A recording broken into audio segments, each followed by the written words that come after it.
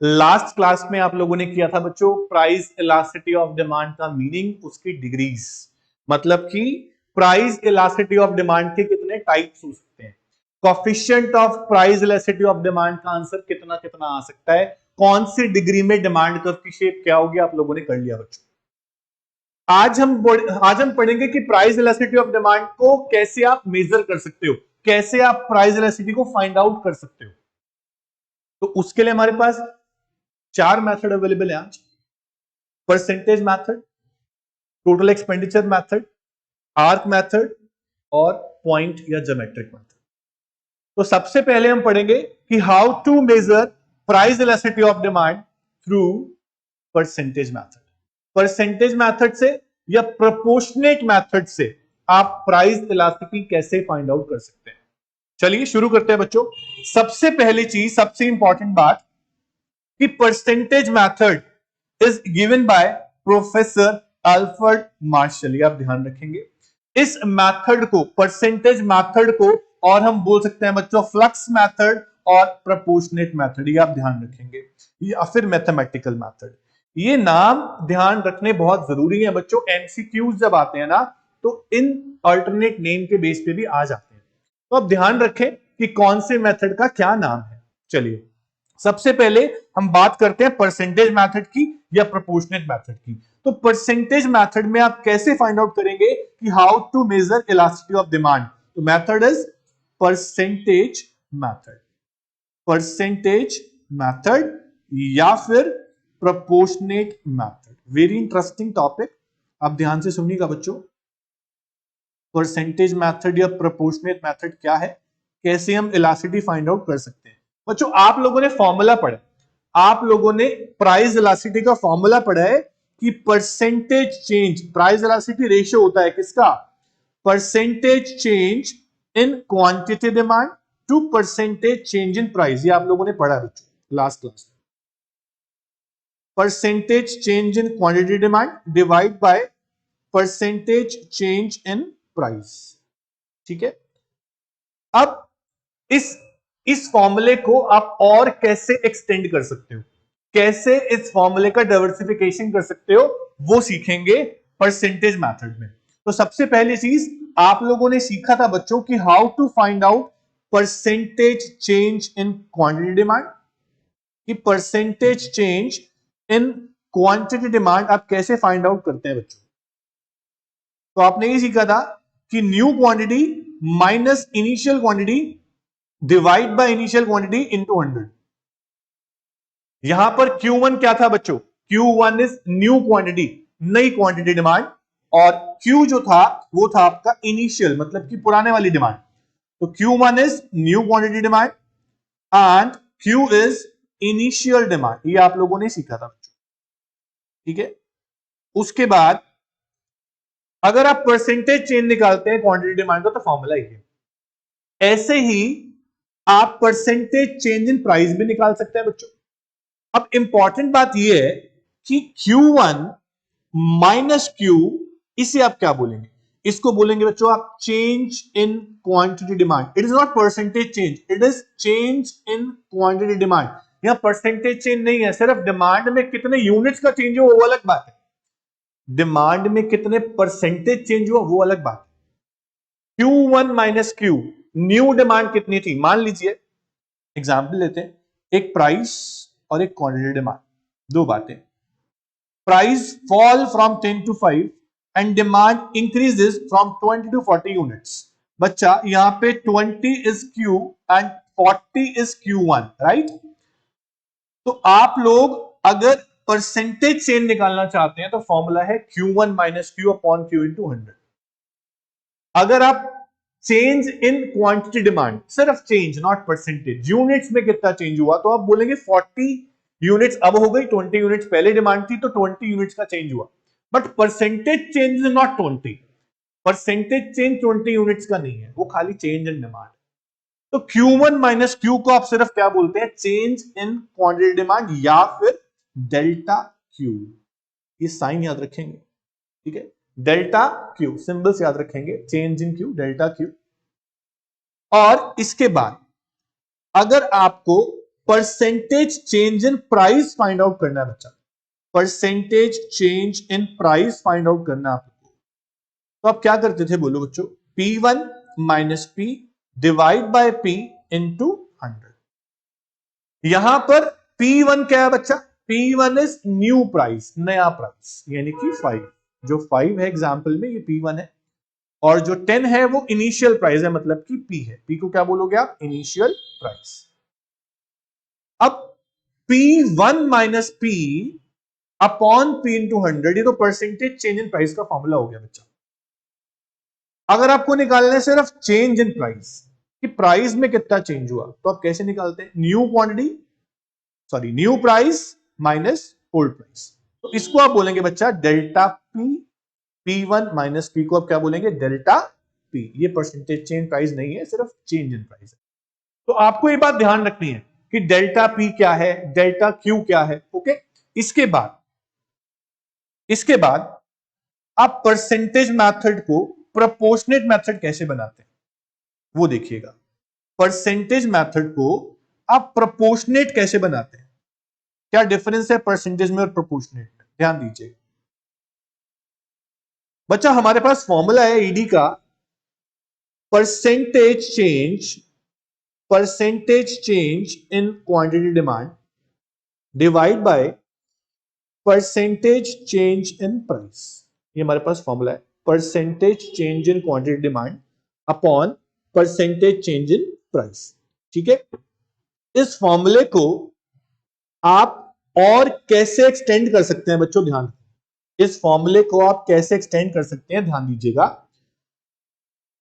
आप यहां पर क्या करेंगे बच्चों, आप percentage change in quantity demand को और कैसे लिख सकते हैं, percentage change in quantity demand को आप कैसे लिख सकते हैं, Q1 minus Q divide by Q into 100। समझ में आया बच्चों, percentage change in quantity demand को आप लिखते हैं Q1 minus Q upon Q into 100। ऐसे ही आप परसेंटेज चेंज इन प्राइस को क्या लिखते हैं बच्चा, P1 minus P upon P into 100। ये आप परसेंटेज चेंज इन प्राइस को लिखते हैं। तो percentage change in quantity demand divide by percentage change in price को आप ऐसे लिख सकते हैं।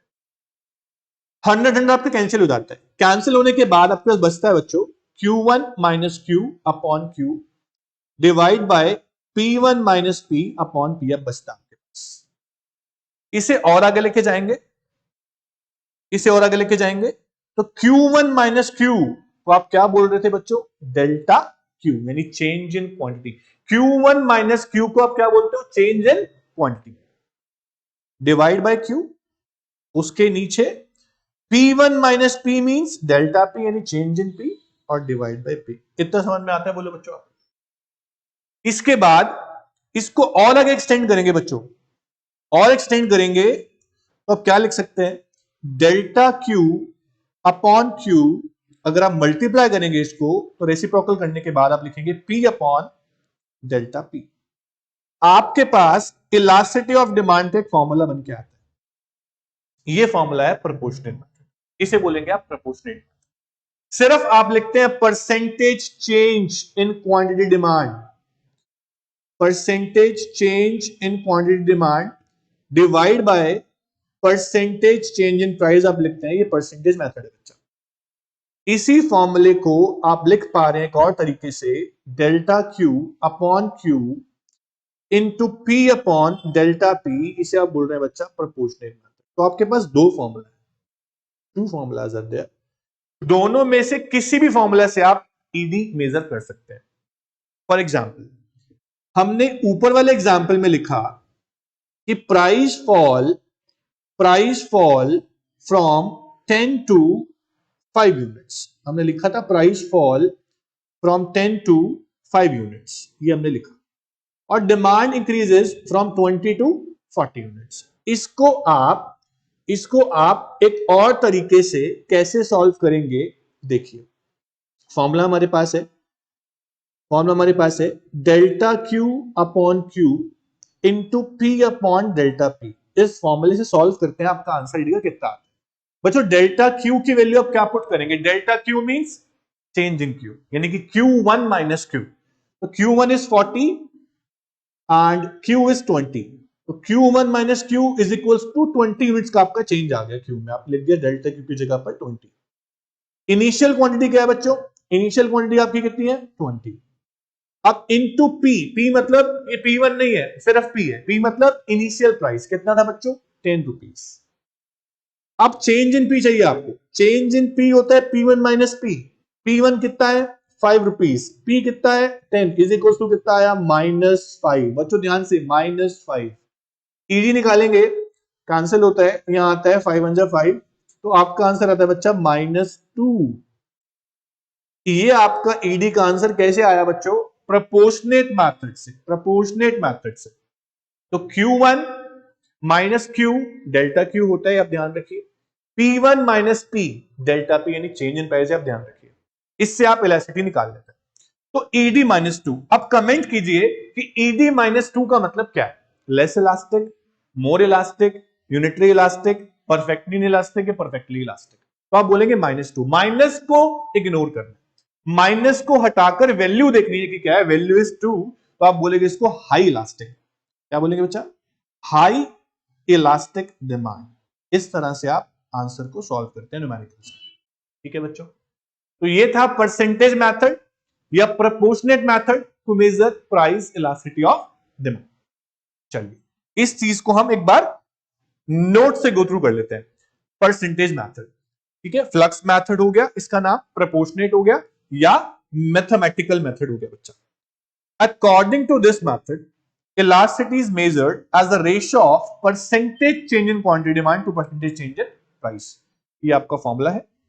फॉर्मूला के बाद अगर आपको निकालना है परसेंटेज चेंज, तो कैसे निकालते हैं आप, चेंज इन क्वांटिटी, इसे आप कैसे लिख सकते हैं, change in quantity means Q1 minus Q, ठीक है, डिवाइड बाय Q है इनटू 100। ऐसे ही change in percentage change in price निकालना है आप लोगों को, तो कैसे निकालते हैं आप, P1 minus P upon P into 100। ये भी आपने सीख लिया बच्चों। इसके बाद आप इसको सॉल्व करते हैं प्रोपोर्शनेट मेथड से, फॉर्मूला बन के आता है आपके पास delta Q upon delta P into P upon Q, या इसको आप लिखते हो delta Q upon Q into P upon delta P, कैसे भी आप इसको आप लिख सकते हो। आपका आंसर जो आएगा बच्चा वो माइनस में आएगा, आप ध्यान रखें, ठीक है। इसके बाद आप डेल्टा क्यू को क्या बोलते हैं, Q1 माइनस क्यू, ये आपको ध्यान रखना है। डेल्टा पी को आप क्या बोलते हैं, P1 माइनस पी, आपको ध्यान रखना है, ठीक है। ये आपका था बच्चों परसेंटेज मेथड या प्रोपोर्शनेट मेथड। इसके बाद जो नेक्स्ट मेथड आता है वो आता है बच्चों total expenditure method, total outlay भी इसको आप बोल सकते हो, टोटल एक्सपेंडिचर मेथड या फिर टोटल आउटले मेथड। अब ये मेथड क्या है बच्चों, ध्यान से सुनिएगा, टॉपिक का नाम एक और तरह से भी है, जो है relationship between price elasticity and total expenditure. बच्चा टोटल एक्सपेंडिचर से क्या रिलेशन है इलास्टिसिटी का, हम पढ़ेंगे। बहुत ही इंपॉर्टेंट सी चीज है, बहुत एक इंपॉर्टेंट सा कंसेप्ट है, ध्यान से सुनिएगा बच्चों। The price elasticity of demand for a good and total expenditure made on good are greatly related to each other. At times, it becomes important to determine the effect of total expenditure on a good due to change in price of a good. बच्चों अगर मैं किसी commodity पे 10 रुपए spend कर रहा हूं, ठीक है, और कॉमोडिटी का प्राइस 2 रुपीज है, अगर प्राइस 2 रुपीज से 1 रुपी आता है, शायद मैं अपना एक्सपेंडिचर उस कॉमोडिटी पे बढ़ा दूं क्योंकि वो चीज सस्ती हो गई। तो प्राइस के चेंज होने से टोटल एक्सपेंडिचर में भी चेंज आता है। जब प्राइस के चेंज होने से टोटल एक्सपेंडिचर में चेंज आता है तो डिमांड का रिस्पांस भी चेंज होता है, डिमांड की रिस्पॉन्सिवनेस बदल जाती है। इसीलिए हम बोलते हैं कि प्राइस और एक्सपेंडिचर का रिलेशन अगर हम जान लेंगे तो हम ED price elasticity find out कर पाएंगे। कैसे, ध्यान दीजिएगा। We know that price of a good and the demand for a commodity are inversely related to each other. So responsiveness of demand in relation to change in price determine change in expenditure. अगर price change होगा तो demand में response आएगा, price के change होने से demand में response आया तो टोटल एक्सपेंडिचर भी बदलेगा। तो प्राइस और टोटल एक्सपेंडिचर को रिलेट करते हुए हम फाइंड आउट करेंगे कि प्राइस इलास्टिसिटी कैसे निकाल सकते हो। प्राइस इलास्टिसिटी कैसे फाइंड आउट कर सकते हो with the help of relationship between price and total expenditure. सबसे पहली बात यह है बच्चा कि टोटल एक्सपेंडिचर का मतलब क्या है। आप जब कॉमोडिटी परचेज करते हो तो आप क्या करते हैं, प्राइस देखते हैं कि प्राइस कितना है। प्राइस और क्वांटिटी दो बातें आपके सामने। मान लीजिए आपने 10 रुपीज पर यूनिट के हिसाब से 10 रुपीज पर यूनिट के हिसाब से 100 यूनिट्स बाय की। आपने 10 रुपीज पर यूनिट के हिसाब से 100 यूनिट्स बाय की। आपने कितना एक्सपेंडिचर किया बच्चों, बोलो। आपने 1000 रुपए 1000 रुपीज आपने स्पेंड कर दिए, खर्च कर दिए। This is total expenditure. तो कैसे मेजर किया टोटल एक्सपेंडिचर को? आपने क्या किया बच्चों, आपने मल्टीप्लाई कर दिया प्राइस को और टोटल एक्सपेंडिचर को। अब सुनेंगे ध्यान से कि टोटल एक्सपेंडिचर मेथड में हम कैसे इलास्टिसिटी फाइंड आउट करते हैं। Total expenditure method, total expenditure method, इसको हम बोल सकते हैं बच्चा total outlay method also, total outlay method. देखिए बच्चा, यहां पे मैं आपको 3 केस बताऊंगा। 3 केस बताने से पहले आपको पता होना चाहिए बच्चा कि टोटल एक्सपेंडिचर कैसे फाइंड आउट करते हैं। How to find out total expenditure, how to calculate total expenditure. तो सिंपल फॉर्मूला है कि टोटल एक्सपेंडिचर कैसे निकालते हैं आप प्राइस को और एक्सपेंडिचर को मल्टीप्लाई कर देते हैं बच्चों। आप प्राइस को और क्वांटिटी को मल्टीप्लाई कर देते हैं, ठीक है, is equal to total expenditure. अब टोटल एक्सपेंडिचर मेथड में 3 केस है बच्चों।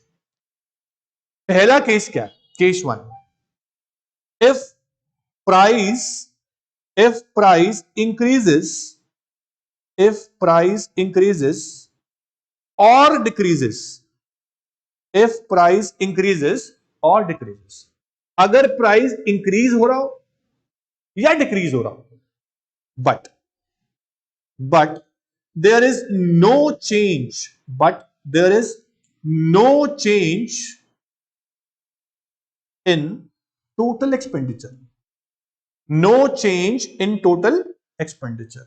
अगर प्राइस इंक्रीज हो रहा हो या डिक्रीज हो रहा हो पर टोटल एक्सपेंडिचर में कोई चेंज नहीं आया, इस केस में प्राइस इलास्टिसिटी क्या होगी आप बोलोगे?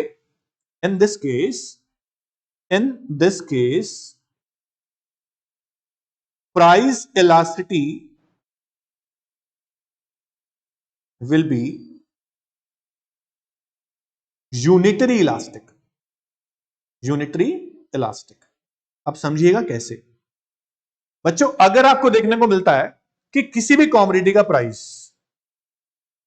फॉल हुआ, मान लीजिए फॉल हुआ, प्राइस भी हो सकता है, हम मान के चल रहे हैं फॉल हुआ, प्राइस फॉल हुआ और क्वांटिटी डिमांड, देखो प्राइस कम होगा डिमांड तो बढ़ेगी बच्चा। प्राइस और डिमांड में रिलेशन इनवर्स रहना चाहिए, ध्यान रखना।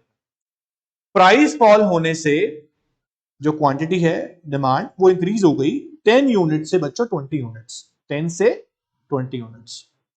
आप फाइंड आउट करें टोटल एक्सपेंडिचर कैसे निकालते हैं बच्चों, प्राइस इनटू क्वांटिटी। आपका एक्सपेंडिचर 100 था, जब प्राइस 10 था तब भी आपका एक्सपेंडिचर 100 रुपीज था, और जब प्राइस 5 हो गया तब भी आपका टोटल एक्सपेंडिचर 100 रुपीज है। अगर ऐसा कोई केस है तो इस केस में आपका ईडी होगा बच्चों इज इक्वल्स टू 1, मतलब यूनिटरी इलास्टिक।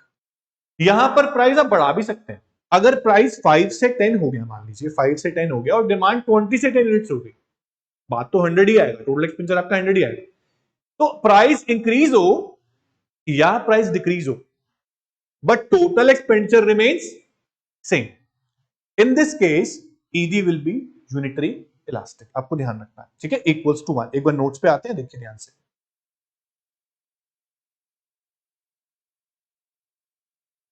यहां पे थर्ड केस है नोट्स में आपके, when demand is unitary elastic, when demand is unitary elastic, a fall or rise in price of a commodity does not change the total expenditure. It means total expenditure will remain unchanged. In this case, ED will be unitary elastic. Example दे रहा है आपको, price 5 था, 5 से 4 हो गया, demand 100 units थी, 100 से 125 यूनिट्स हो गई, but expenditure same to same 500 500. In this case आप बोलेंगे ED equals to 1 because total expenditure remains same even after falling price. Price fall होने के बाद भी एक्सपेंडिचर में कोई चेंज नहीं हुआ, इस केस में आप बोलेंगे ED होगा unitary elastic. Sir second case क्या बन सकता है, सुनिएगा ध्यान से. सेकंड केस क्या बन सकता है, वेरी इंपॉर्टेंट. केस 2 की बात करते हैं. Case 2, if price increases, if price increases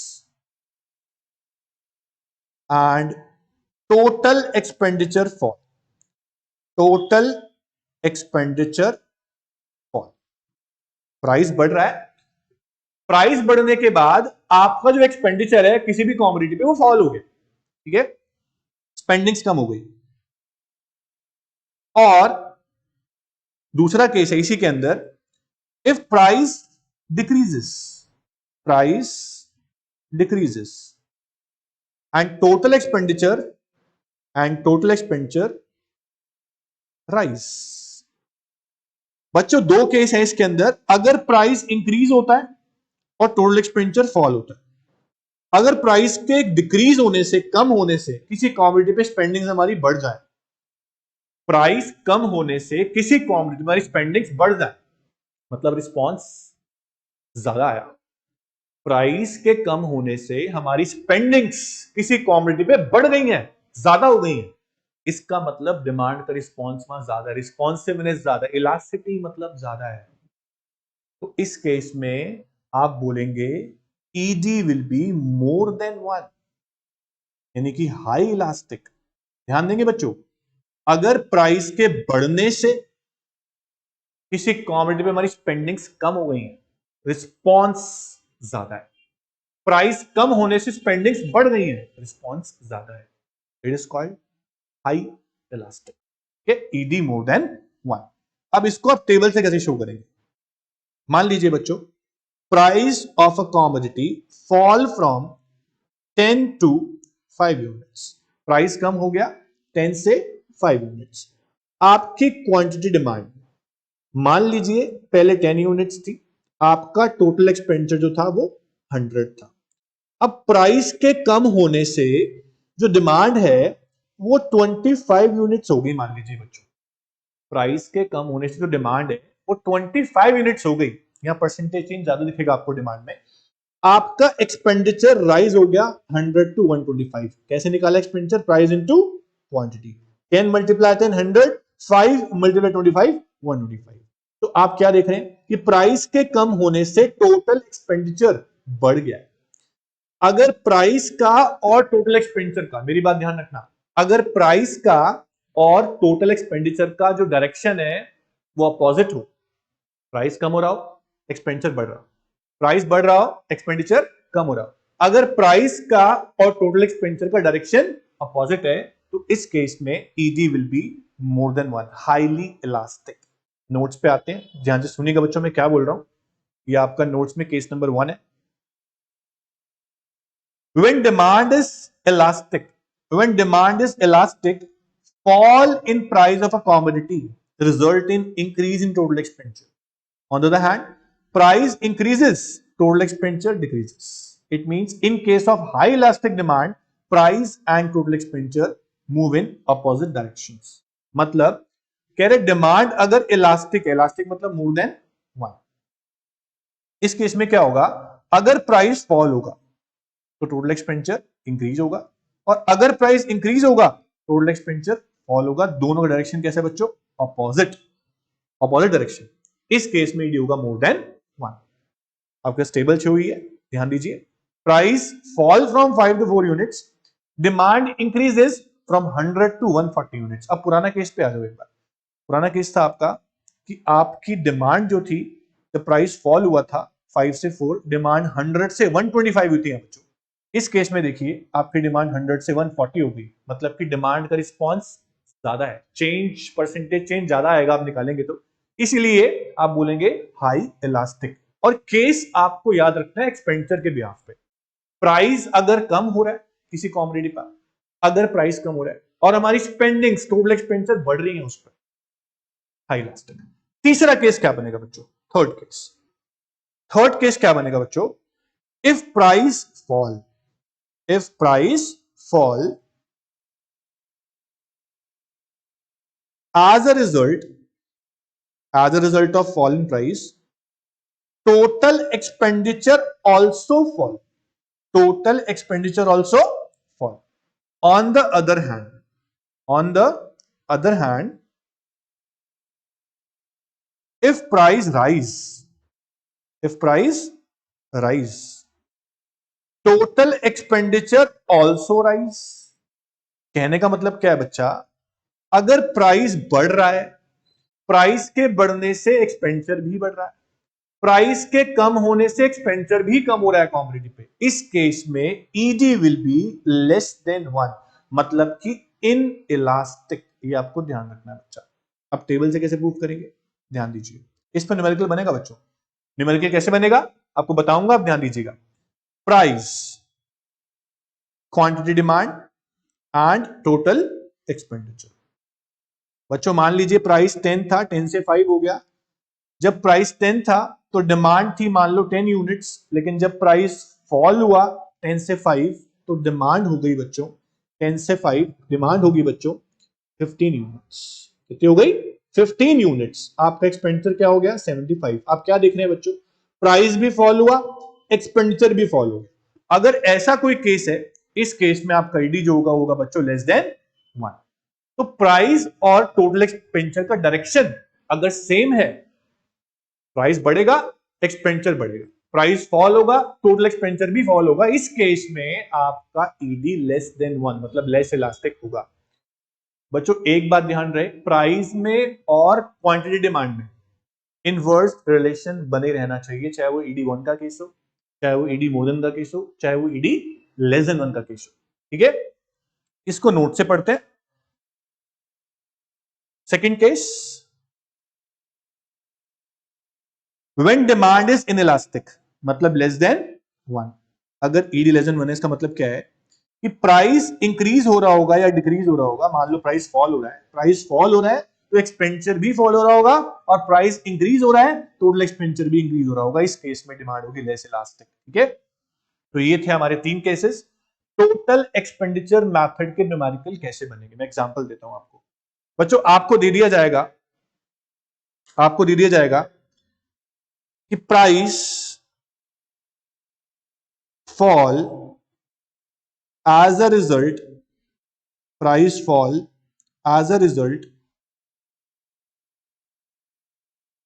total expenditure tends to rise।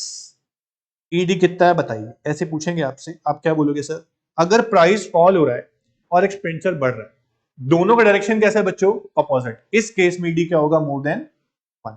पहला क्वेश्चन ऐसे बन सकता है बच्चों।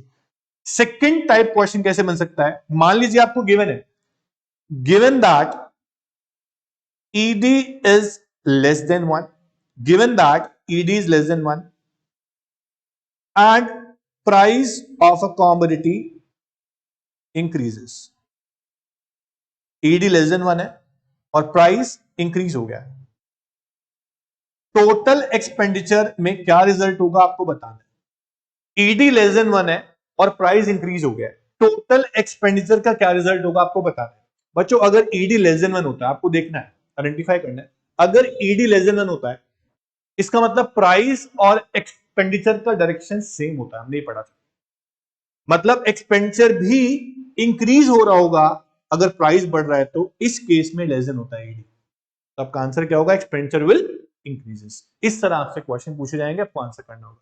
टोटल एक्सपेंडिचर मेथड में न्यूमेरिकल और टाइप के भी बन सकते हैं, जब आप एमसीक्यूज करेंगे आप देखना कि न्यूमेरिकल्स कैसे आते हैं, प्रैक्टिस करेंगे उसको। ठीक है, तो हमने 2 मेथड कर लिए बच्चों, एक तो परसेंटेज मेथड और दूसरा टोटल एक्सपेंडिचर मेथड।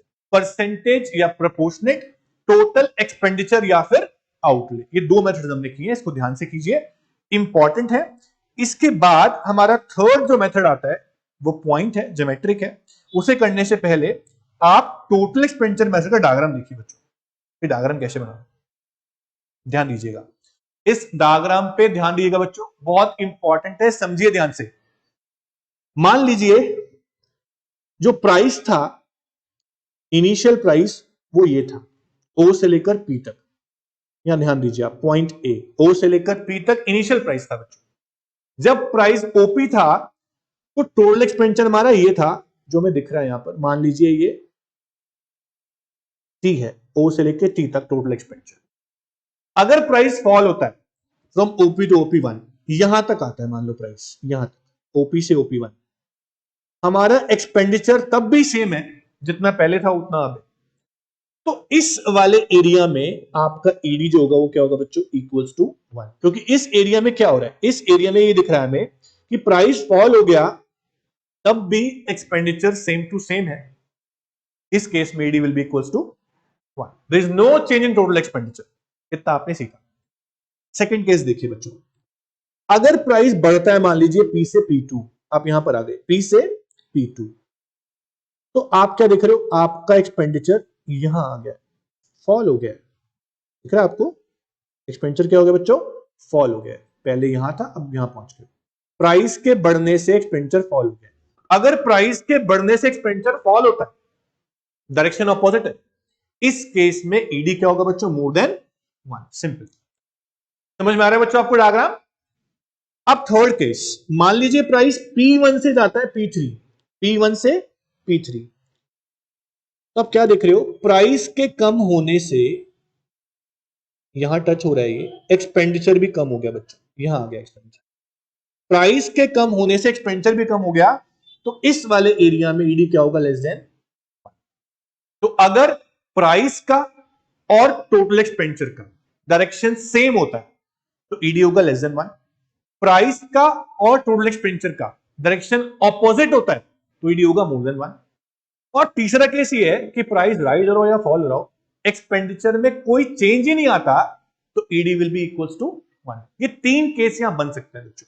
ये था आपका टोटल एक्सपेंडिचर मेथड, और पहले वाला परसेंटेज या प्रोपोर्शनेट मेथड। अब आगे ध्यान से सुनना बच्चों कि मैं आगे क्या बताता हूं। हाँ जी बच्चों, तो टोटल एक्सपेंडिचर मेथड में आपने क्या सीखा कि आप या तो फाइंड आउट ये कर सकते हैं कि ईडी इक्वल्स टू 1 होगा, या ये फाइंड कर सकते हैं कि ईडी लेस देन 1 होगा, या ईडी मोर देन 1 होगा। You can measure only the degrees, but you cannot measure the exact coefficient of price elasticity of demand. आप टोटल एक्सपेंडिचर मेथड से एग्जैक्ट कितना प्राइस इलास्टिसिटी है ये फाइंड आउट नहीं कर सकते।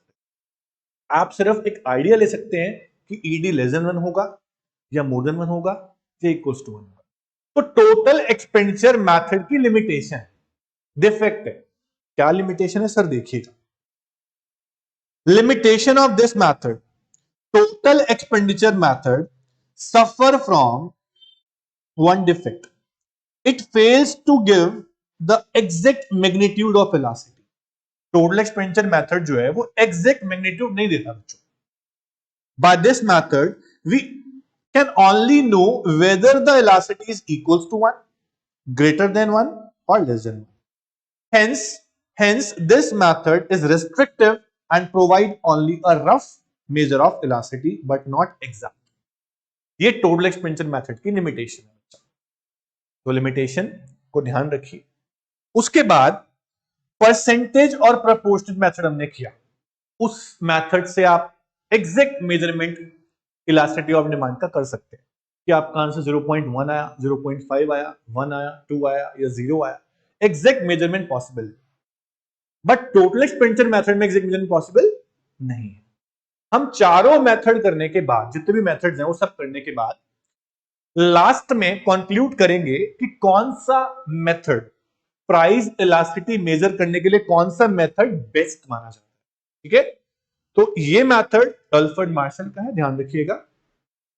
और इस मेथड का एक और नेम है, क्या है, टोटल आउटले मेथड। चलो, अब दो मेथड करने के बाद दो मेथड और बचते हैं। तीसरा बचता है बच्चों आर्क इलास्टिसिटी मेथड। ठीक है, आर्क के बाद बचता है आपका बच्चों पॉइंट इलास्टिसिटी मेथड। ठीक है, पॉइंट इलास्टिसिटी के बाद आप सीधा डिटर्मिनेंट्स पे आएंगे कि इलास्टिसिटी ऑफ डिमांड के फैक्टर्स यानी डिटर्मिनेंट्स क्या क्या हो सकते हैं। तो अभी हम शुरू करेंगे एक नया मेथड, एक और, दैट इज पॉइंट मेथड या पॉइंट इलास्टिसिटी मेथड। पहले ये करते हैं, फिर हम आएंगे आर्क मेथड पे। This method is interesting and important. ध्यान से सुनना बच्चों कि इस मेथड में क्या है, उसके बाद हम नेक्स्ट पे आएंगे आर्क मेथड पे। ठीक है, चलिए शुरू करते हैं बच्चों।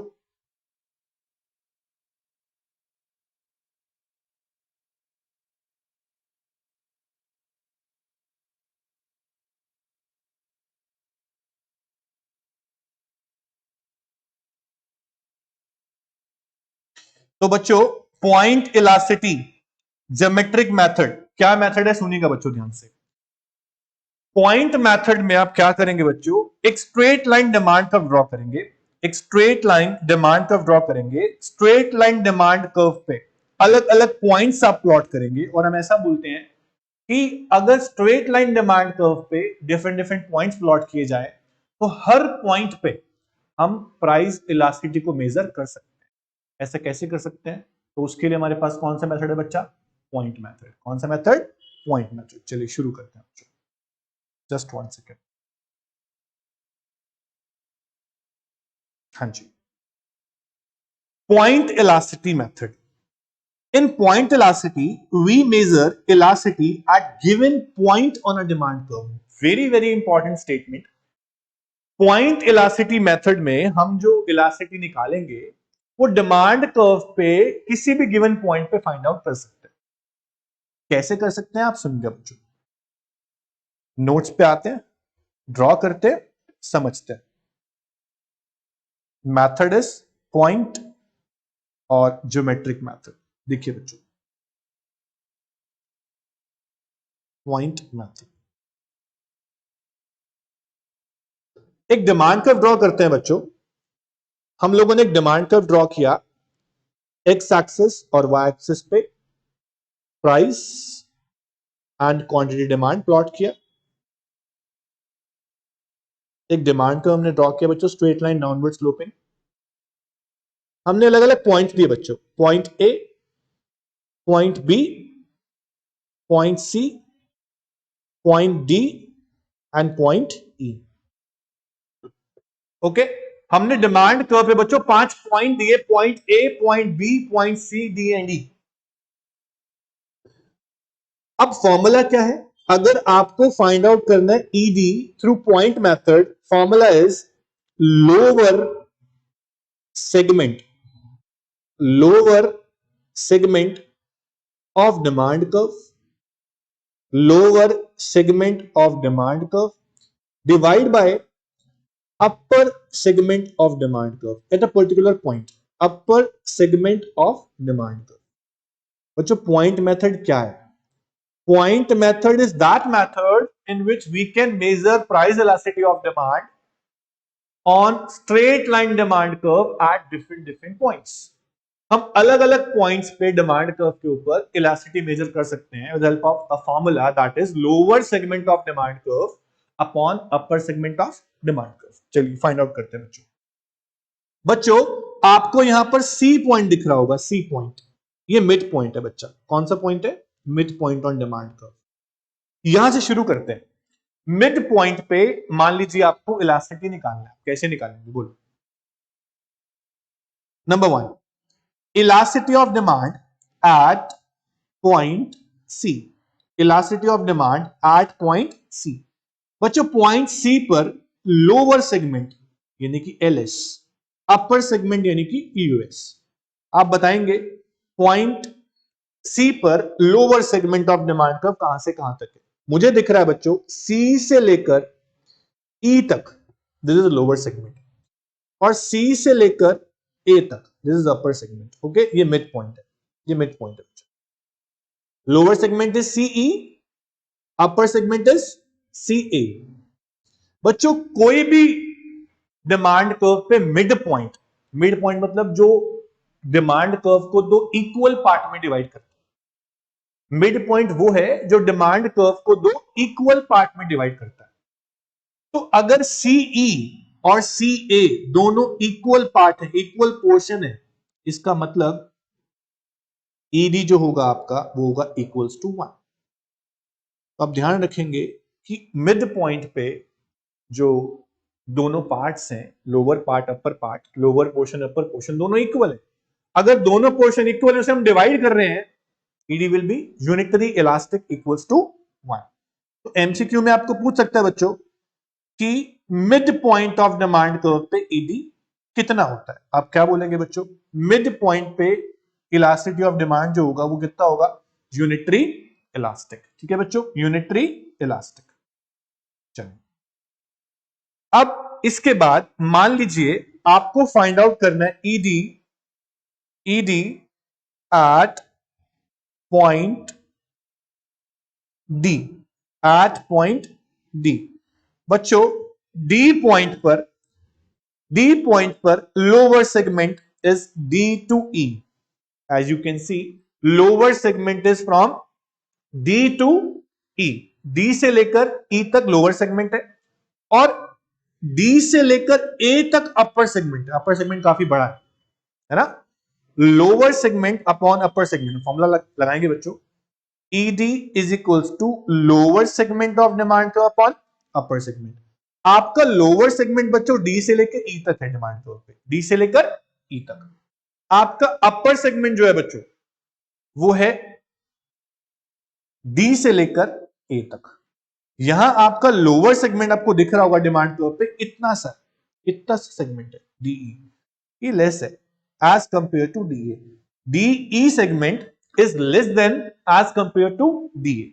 अब डीई सेगमेंट जो छोटा है उसे आप डिवाइड करने हैं बड़े टर्म से, तो आपका आंसर क्या होगा बच्चों? बोलो। ED will be less than 1।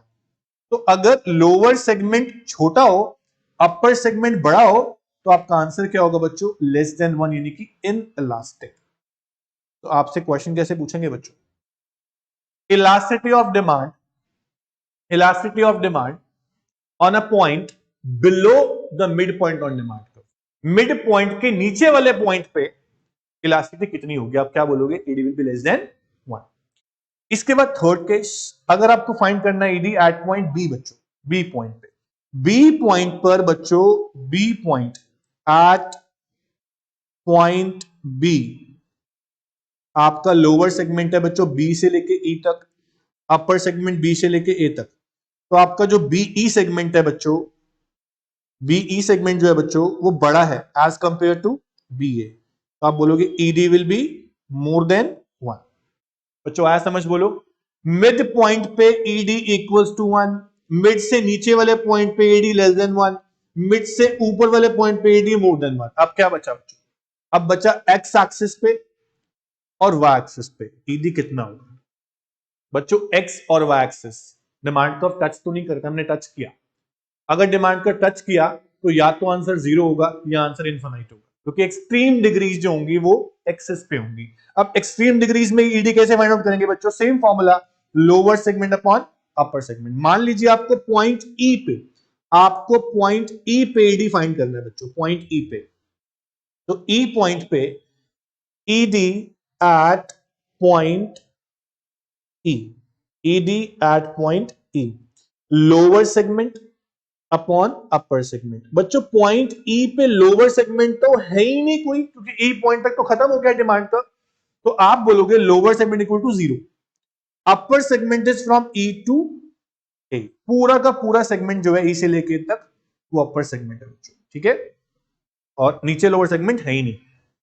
तो 0 divide by something is equals to 0। तो यहां पर ईडी जो होगा बच्चों आपका एट पॉइंट ई पर वो क्या होगा?